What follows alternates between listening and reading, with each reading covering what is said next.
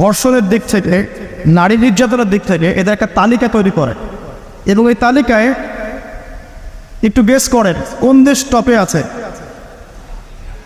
যে বলেন, বুঝতে পারছি না। ইন্ডিয়া না, সবচেয়ে টপে আছে ইউএসএ। ঠিক আছে, আগে থেকে পরিসংখ্যান দেখাচ্ছি, তারপরে আমি মূল লেকচারে যাবো ইনশাআল্লাহ। যে দেখা যাচ্ছে পুরো ইউরোপের, পুরো পশ্চিমা সভ্যতা ইউরোপের যারা হচ্ছে এখনকার মধ্যবিত্ত কান্ট্রিগুলোর, উন্নয়নশীল কান্ট্রিগুলোর রোল মডেল বলি আমরা, তাই না? আমরা তো সবখানে ইউরোপ বানাতে চাই। ইভেন আমাদের দেখা যায় অনেক ক্ষেত্রে মিডল ইস্টের, মধ্যপ্রাচ্যের কোনো কোনো কান্ট্রির লিডার বলছে যে আমরা এত সালের মধ্যে মধ্যপ্রাচ্যকে ইউরোপ বানিয়ে ফেলবো। ঠিক আছে, তো আমরা ইউরোপ বানাতে চাই।